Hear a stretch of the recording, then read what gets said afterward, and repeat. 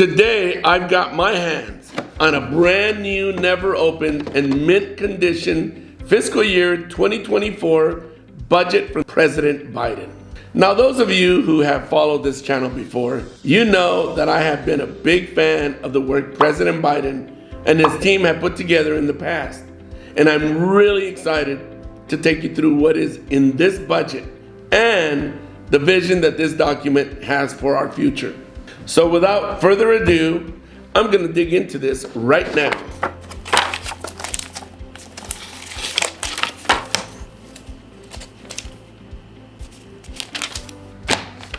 So for those of you who don't know, a president's budget proposal is the official kickoff for Congress's appropriation process.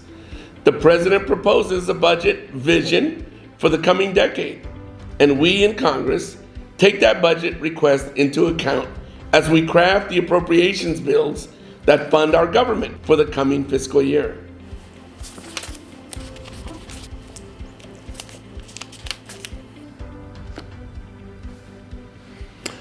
Well, the first thing I notice is the clear commitment to lower costs for American families, something that I've been a big fan of getting done in our recent laws, like the Inflation Reduction Act and the CHIPS and Science Act.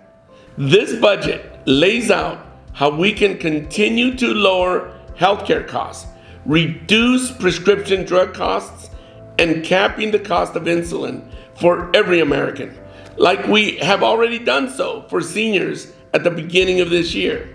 President Biden also calls for a full restoration of the child tax credit.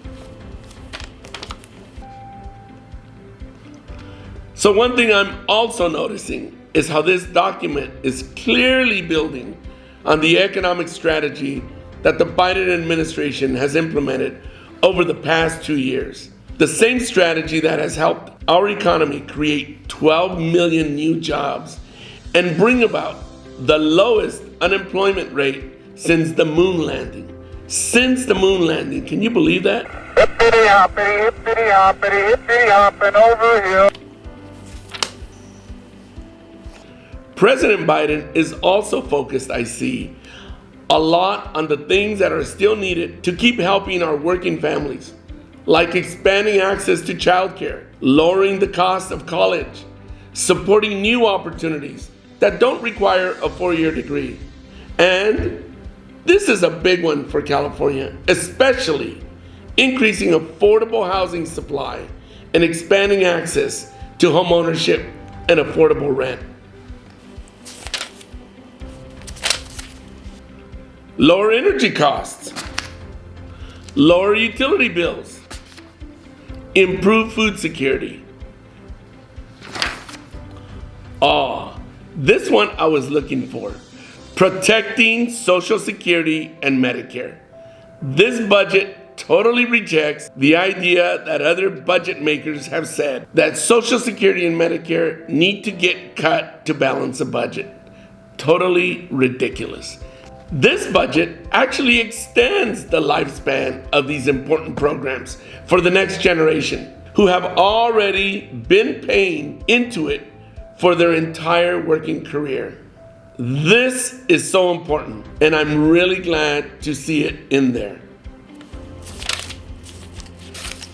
Well, I could keep going on, but one thing I definitely noticed, not in this box or in this budget, any new tax increases for Americans making less than $400,000 a year. That is awesome. This budget is keeping the promise that President Biden made and that my House Democratic colleagues and I have worked to keep. We don't need middle-class tax hikes.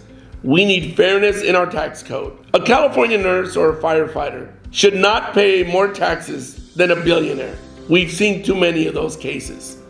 So, not only does this budget avoid tax increases for you and me, it does that while cutting the federal deficit by nearly $3 trillion over the next decade. That is on top of the $1.7 trillion that the Biden White House has already delivered in deficit cuts already this term. Well, that's all the time we have now, but stay tuned because over the next 6 months, my colleagues and I will be working in Congress to implement these budget priorities and make this document a reality.